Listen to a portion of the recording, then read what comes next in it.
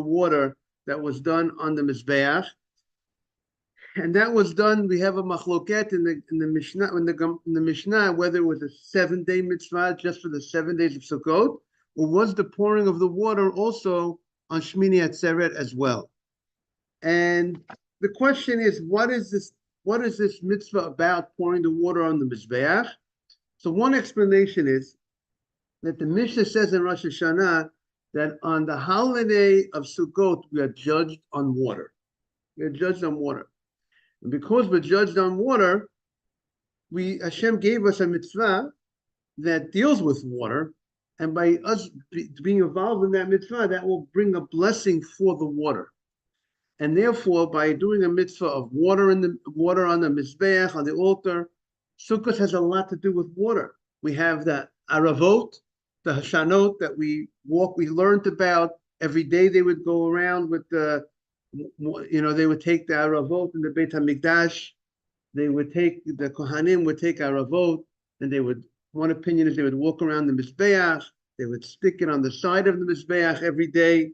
The Aravot are also known as Arvei Nachal, and they grow by a brook of water. Also another merit for the blessing of water. And the mitzvah of the Lulav, Etrog, Hadassim, and Aravot are items that need a lot of water.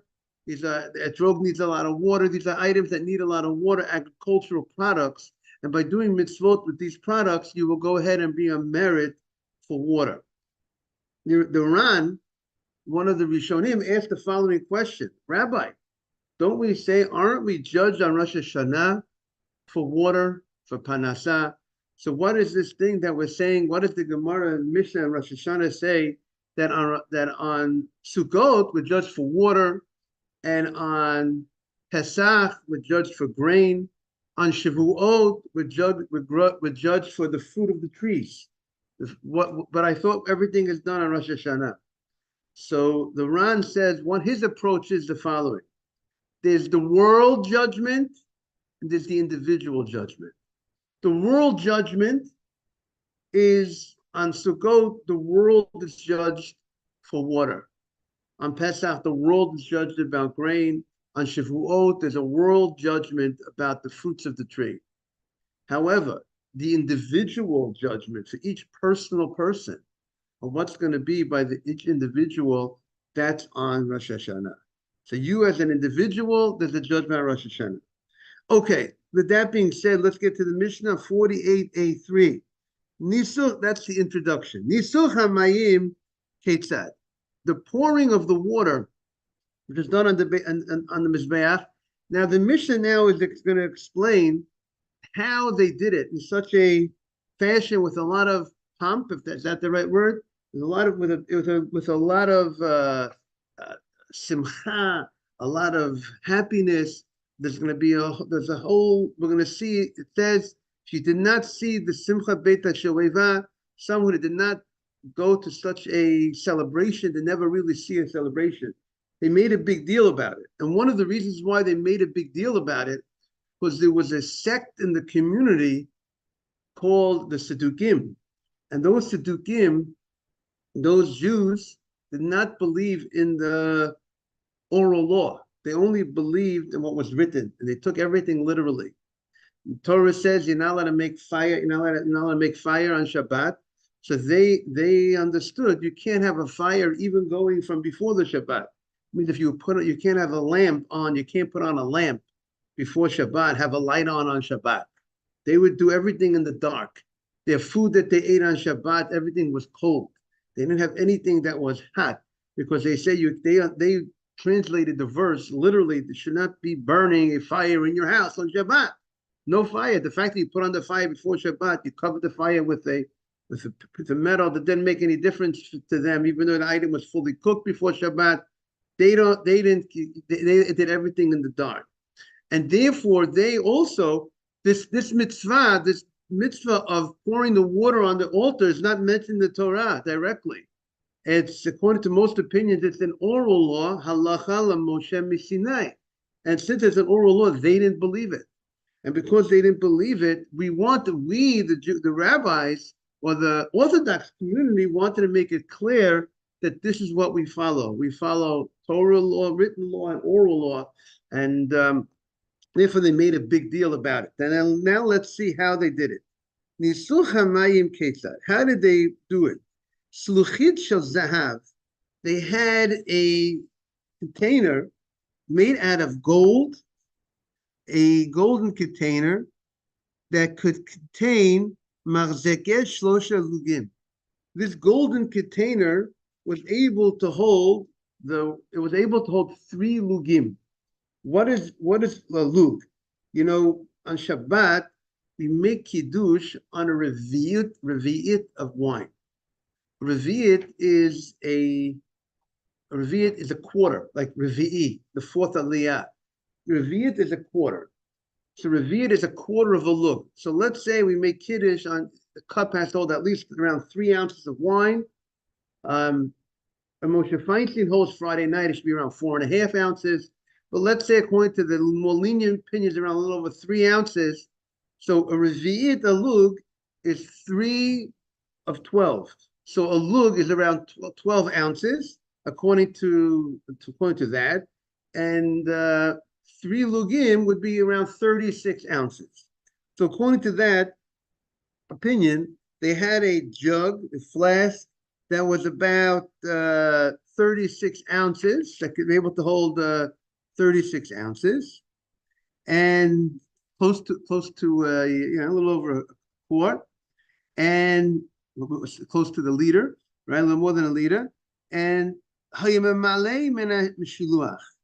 would go ahead and they would go to a certain spring, natural spring that was right outside Yerushalayim, and they would go there to go ahead and to fill up the water from this mayan. And there is discussion exactly why specifically this mayan, we'll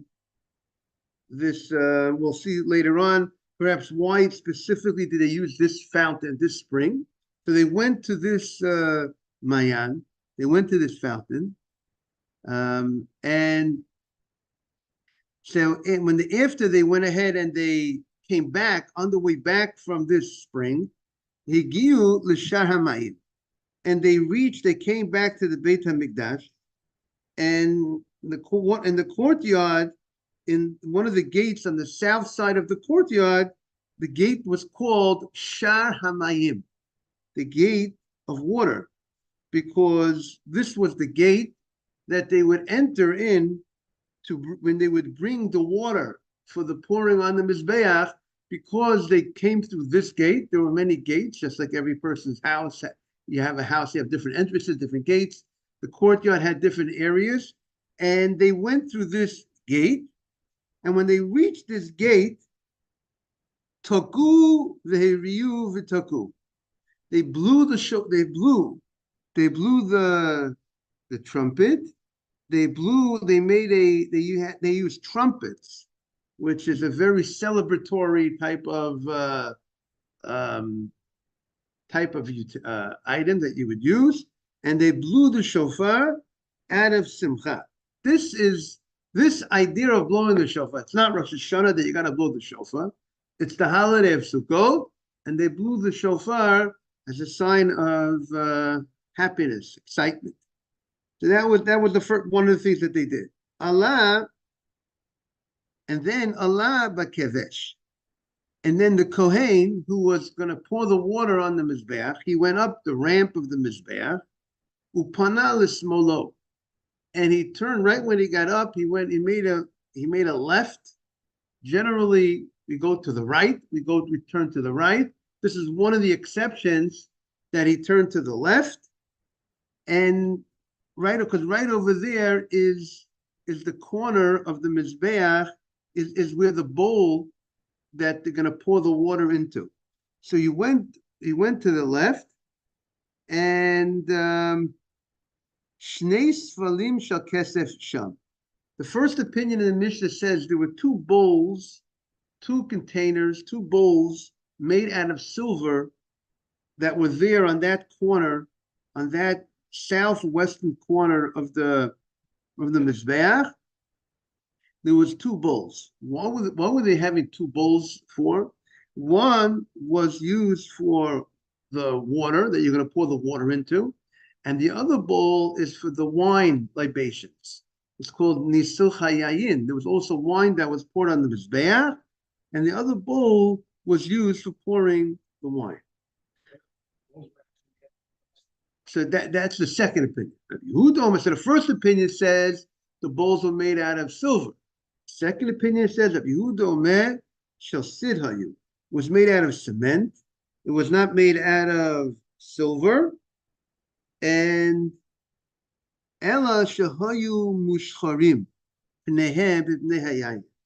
the face of the bowl was black. It looked black, or it looked silverish, because that's why Rabbi Huda says it wasn't silver. To the onlooker, it might have looked silver, but it had the silver appearance because of the darkness that came to it as a result of the wine. The obvious question is that the Gemara is going to deal with is, I can understand that the bowl could look dark, silverish because of the wine bowl, but why would the water bowl look silverish? The water you just put in is clear. So the Gemara says, because we know sometimes it's possible they might have made a mistake and they poured the wine into the water bowl, and because they're right next to each other. So, and technically, even though you're supposed to pour into the proper bowl, but it does not hold you back from filling the mitzvah. They technically got credit for the mitzvah, and because of those times that they might have made a mistake, and therefore even the water bowl got the color also changed. Now Tosfos brings up a interesting point that there is a rule called Ma'alim B'Kodesh. The rule is that you go when it comes to holiness, you always go up. You don't go down. Like we have that concept when it comes to the Shulchan Aruch says you first put on your talit and then you put on your tefillin. Why do you put on your talit and then you put on your tefillin? Why don't you put on your tefillin and then your talit? So he says, if I recall correctly, it was Ma'alim B'Kodesh, because you go up in holiness. You first went to tefillin, and then you go ahead and you first went for talit, then you go to tefillin, which is holier. Tefillin has the name of Hashem written inside your tefillin. Many names of Hashem are written inside your tefillin, and therefore you go up in holiness. Also, that's I think one of the reasons of Beit Hillel on Hanukkah. Hanukkah we go day 1, day 2, day 3. Good morning, Rabbi, and we go up every day. Why do we go? Why do we? Beit Shammai says you go 8, 7, 6. Beit Hillel said you do 1, 2, 3. Why 1, 2, 3? Because Ma'alim B'Kodesh. You're going up every day in holiness. And also in halacha, if you have a something from the shul, let's say you want to use something that was written, or let's say you have something that was covering a Sefer Torah, you can't take that mantle that covers the Sefer Torah and use it for something less of holiness. Maybe you could change it and move into something of a higher holiness. You can't take something and lower the holiness. You're Ma'alim B'Kodesh. So Tosfos is bothered by the question, if they filled it up in gold, good morning, they filled it up in gold, a gold vessel, how could you go ahead and now pour it into a bowl that was made out of silver? Or even, according to the other opinion, that says that you put it onto cement. You're going down, you're going from gold to silver or gold to cement. So isn't that lowering? It's a lowering of the status. So Tosfos answers that the bowls were not loose. The bowls, we're talking about the bowls on the Mizbeach. There was 2 bowls on the Mizbeach, one that they poured the water for the Nisach HaMayim, the water for Sukkot, and one bowl that they poured the wine that they used every day where they put the wine on the Mizbeach. And those bowls were cemented in to the Mizbeach. They were attached to the Mizbeach. So therefore Tosfos says, it's like the bowls had the status of the altar itself, and therefore it's not good. If it would be a vessel, if it will be a vessel, so you can't go from one level of a vessel, a higher level, to a lower vessel level. but the mizbeach is like part of the ground. The mizbeach is on the ground and attached to the ground, and the bowls being that they were cemented into the mizbeach, so therefore they have the status just like the altar itself, and therefore it's not considered you're going down in level because it's a total different situation. You're not going from a utensil to utensil. The status of the bowl is like part of the like something in the wall of the building, so to speak. Okay, so now the Mishnah continues in describing these bowls that they had on the. We are now on 48A3. Now we're turning the page to 48A4 regarding the bowls that were on the mizbeach, on the altar. Umunukavim, the bowls had these spouts on the bowls, and the water, the bowl had a hole on towards the bottom of the bowl where the water and the wine would go out. Morning, Dr. Navid. We are on 49A4, and the water would go out from the bowls into, and we'll go on to the Kimin Shnei Chatamim Dakim. We're now on 48B1. And it came out, the bowls had these, it looked like a nose that protrudes from the face. You have a nose that to the bottom of the bowl. It has these spouts. It's like opening on the bottom of the bowls that the water would go through, that the wine would go through, and then it would go onto the ceiling of the mizbeach, onto the altar, and then it would go from the ceiling of the altar. There was a hole. It would go down, and it would go down. There was a special hole that the Gemara is going to say called the shisin, that Hashem made during the Shishit. He made Reshit. When Hashem created the world, He created a certain hole. He created just like we find by Korach, that Hashem made a hole in the ground to open that will be available for opening up when Korach needs to be swallowed into the ground. So Hashem made this hole in the ground by the area of the Beit HaMikdash. This hole was to serve this purpose, that when they built the Mizbeach, when they built an altar, they built it on top of this hole, that this corner of the altar was on top of this hole, so that when the wine and the water that would be poured on the Mizbeach, it would go down into this hole, and this hole went all the way down to the depths. That's called the shisin. Now, echad mu'uveh ve'echad dak.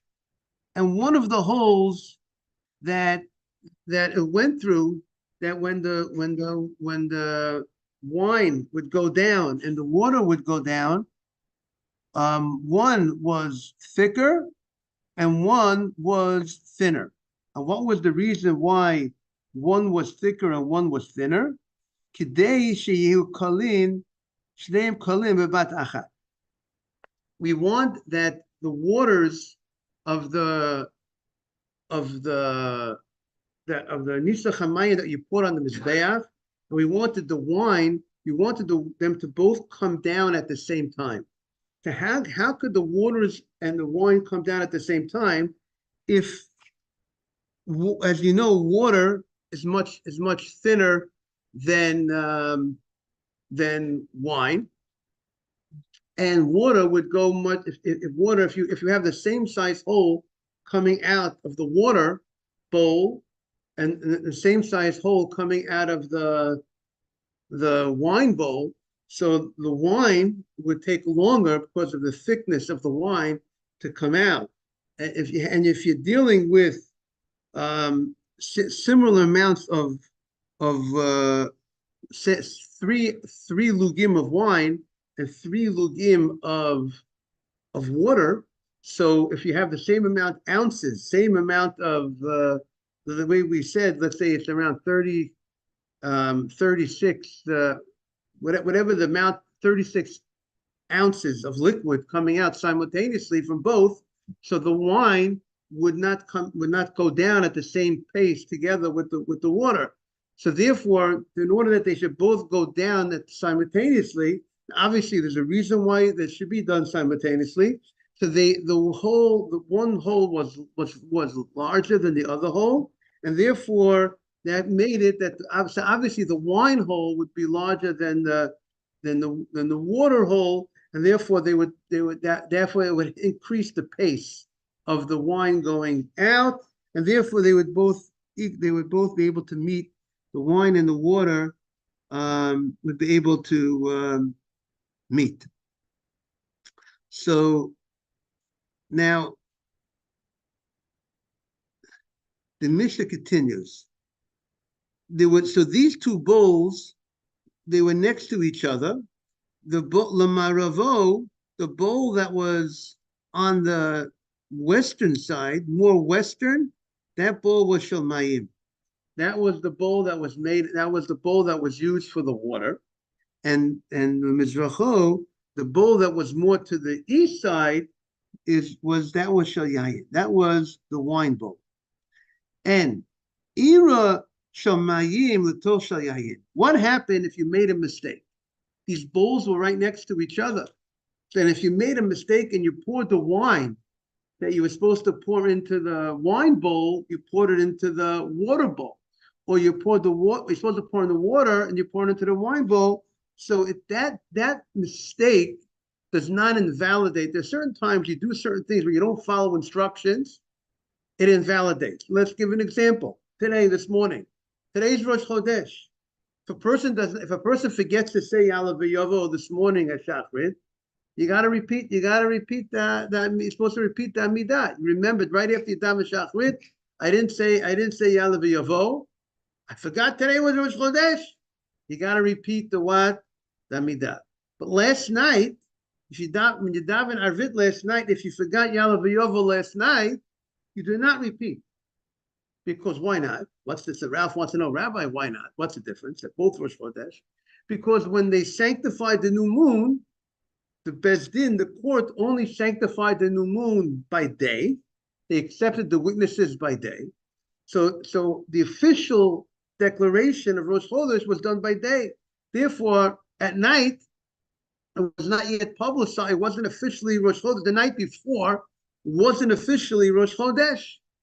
Right. So they say even when there's 2 days Rosh Chodesh, you wouldn't have to repeat the Amidah. So therefore, because let's say if they would only accept the witnesses by day, they would declare today is Rosh Chodesh. The night before wasn't declared Rosh Chodesh.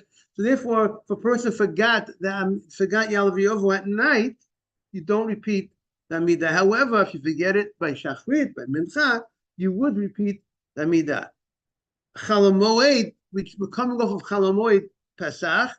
Chalamoid Pesach the Yalav V'Yovo has nothing to do with Rosh Chodesh, with the exception of the witnesses. So therefore, Ralph, it's consistent. If a guy forgot at Arvit Yalav V'Yovo, right now, if you forgot Yalav V'Yovo at Arvit of Chalamoid, you also repeat the Amidah. But certain times in life, when you don't follow the rules, you still, you don't have to redo it.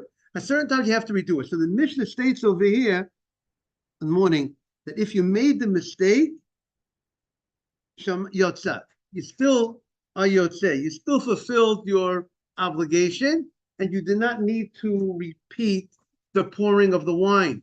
Do not need to repeat the pouring of the water on the Mizbeach. Rabbi Yehuda disagrees with the first opinion. He takes on in 2 counts. He says, they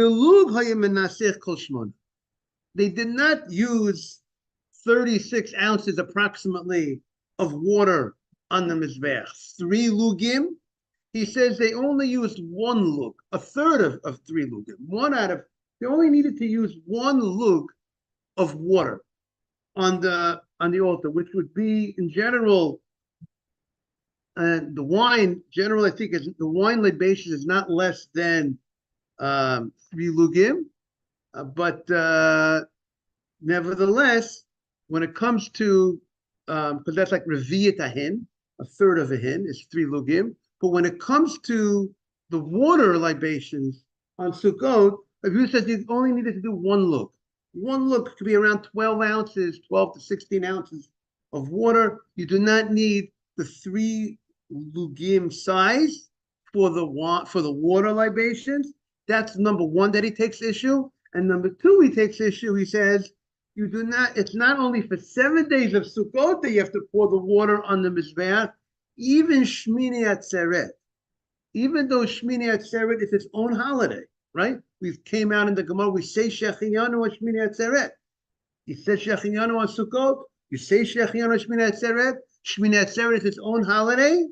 It's not the holiday of Sukkot, but nevertheless, he's of the opinion that the same law that you had on the holiday of Sukkot for 7 days to pour water on the Mizbeach, you also had that law on Shmini Atzeret as well, to pour water, this Nisuch HaMayim, the pouring the water on the Mizbeach. Two. There was two. One was called the golden Mizbeach, one was called the copper Mizbeach, Mizbeach HaNachoshes. One was inside the actual building of the Beit HaMikdash itself. The building of the Beit HaMikdash was in 2 parts. There was, I'd say, there was something called the Kodesh HaKadoshim, the Holy of Holies, which was only entered into, like we just learned in the Parsha, only on Yom Kippur. That's where the Aron HaKodesh was, the Holy Aron, the Kruvim. But then outside of that, before you enter the Holy Holies, that's called the Heichal. And that area, that building area, was called, there was a Mizbeach, it was a golden Mizbeach. That's where they brought that's called the Mizbeach HaKatoret. They brought the Katoret, they brought the incense there. And outside in the courtyard was where they did the regular carbonot, the daily carbonot. That's where and that's what our mission is talking about, that outside Mizbeach. There was only one on the outside and one on the inside. What? That the outside one was the general sacrifice on the outside. Correct. What's it? Total, so we have a total of 2 Mizbeachos. One in the courtyard and one inside. Okay? One is called, like I said, Mizbeach HaNachoshes, and one's called Mizbeach HaZahav. One was made out of gold. So the inner one, the one that was in the building, was made out of gold. The one that was outside in the courtyard was made out of, the top was made of copper.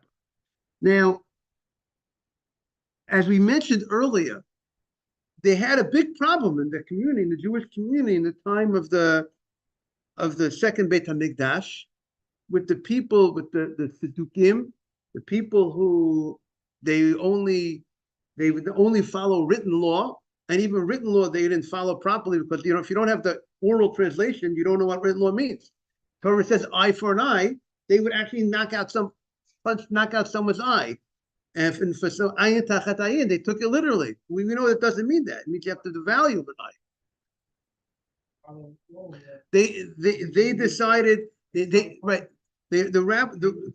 rabbi they went, sometimes they heard something, they misunderstood something, they didn't appreciate something that the rabbi said.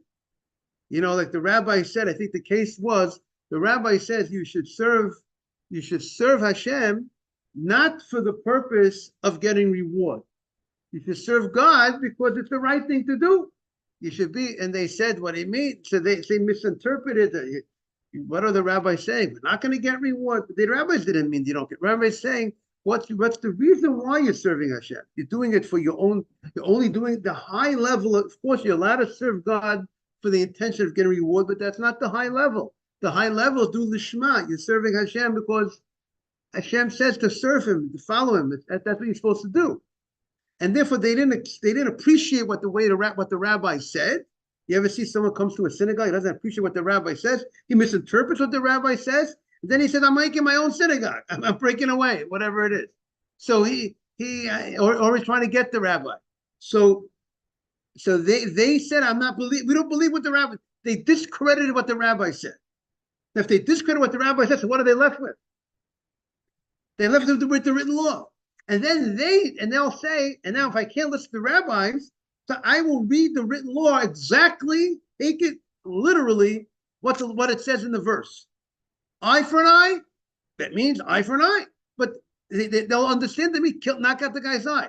But the Torah was never meant to be given in a way, just the way to read it as is.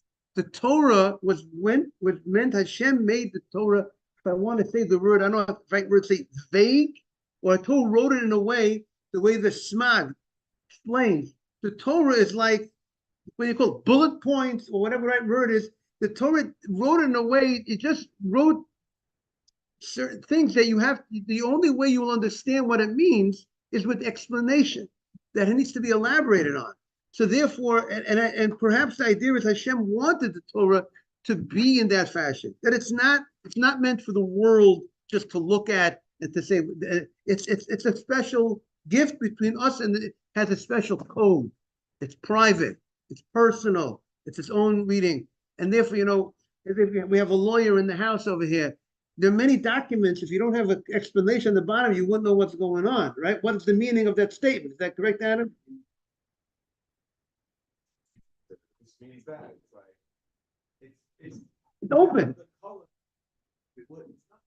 Without the color, without the explanation, you'll have 20 people coming to 20 different understanding. What does it mean? Right?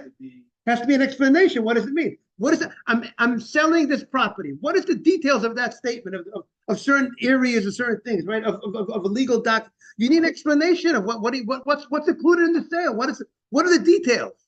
The Smag says pretty much there's almost no mitzvah that you could go ahead and figure out how to do without the explanation of the rabbis.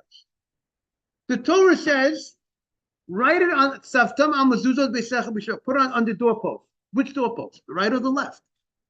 We're on the doorpost, on the top and the bottom. Write it on the doorpost. What's it mean? I take my pen and write it on the doorpost? Or it means I have to put it on a parchment. What is the they're afraid that the oral law gets misinterpreted. So they they held of no oral law, meaning that the Sedukim, they held of no oral law.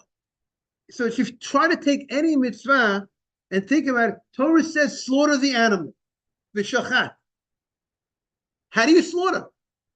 What's the way you slaughter? What do you use? What type instrument?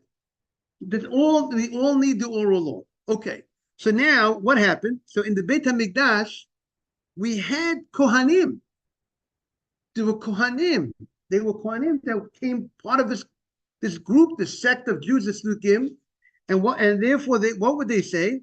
When they would pour the water on the Mizbeach, when they would pour the water on the Mizbeach, Masech Omalo, Hagbeya Yadacha, raise your hand, pick up your hand. We want to see that you're pouring the water on the altar, because they found that one time, instead of he made believe he was pouring on the altar, he would pour it on his feet, not on the altar. Like, right, instead of pouring it here, this is the altar. Instead of pouring here, he would pour it here. Why? Because he held there's no such mitzvah of pouring the water on the mizbeach. He held there's no Torah writing, there's no written law of pouring the water on the mizbeach. So in order to defy what the rabbi said, that he was a Kohen, so he had to go up there, he had to make it look good. So he made it look good. So you know what they told him? Pick up your hand. We want to see that you're pouring it on the altar. Because if you just put it like over here like this, the guy can make it look the way he wants it to look. How did they suspect that he would do that? Shepam echad. We're gonna have a fascinating story now. Shepam echad, it's a sad story. Shepam echad, nisech echad agabe raglav. One of the Kohanim, who was a Saduki, he went ahead and he poured on his foot. Instead of pouring it on the altar, where did he pour the water? On his foot. And what happened? Urgamu kola'am be'etrogehem. And everybody, they took their etrogim and they pelted him with the etrog. They went in, they threw the etrogim at him. And they weren't concerned with ruining their etrog. They have to get another etrog, they get another etrog. But they had to go ahead and make the statement about, some say they actually killed him. Some say they actually threw stones at him also, and they killed the guy. No playing around here. For the person going ahead and acting in such a way. Okay.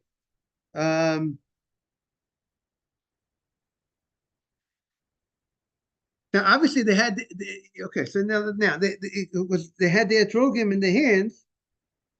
So one of the commentaries points out that when did they pour the water on the mizbeach? The fact that they had the etrogim in the hands. When do you have the etrog in the hand? In the morning, by shachrit. In the morning, you take the after lulav and etrog. So that would seem to indicate that the pouring of the water was in the morning time. The Yerushalmi, the Jerusalem Talmud says he actually got killed. Okay. Now the Gemara continues. The Gemara says, "Kemaseu b'chol," the same way that they performed the water, the pouring of the water during the weekdays. You know, the way the whole procession, what they did coming up with the water. But kach maseu b'Shabbat, so too they did on Shabbat. But the only thing is, Shabbat they had to go ahead and fill up the water on Erev Shabbat. They could not go to the spring of water on Shabbat and carry the water because the spring was outside Jerusalem. Outside Jerusalem to carry the water on Shabbat. If they're going to go to the spring and carry the water and draw the water on Shabbat and carry it, that'll be a violation of carrying on Shabbat. So what did they have to do? They went before Shabbat and they brought the water from before Shabbat. We'll continue tomorrow. The time flies. It's already 7:25. When you're having fun, the time flies. Chodesh Tov. We should have a beautiful month to everybody. Thank you very much. Jaime, thank you for being back. Right, so oral law. Right, so sometimes oral law, sometimes people might forget certain things, but here and therefore you have different opinions. Here they discredited the Sadukim, discredited the oral law completely. Have a good day. Morning, Stephen.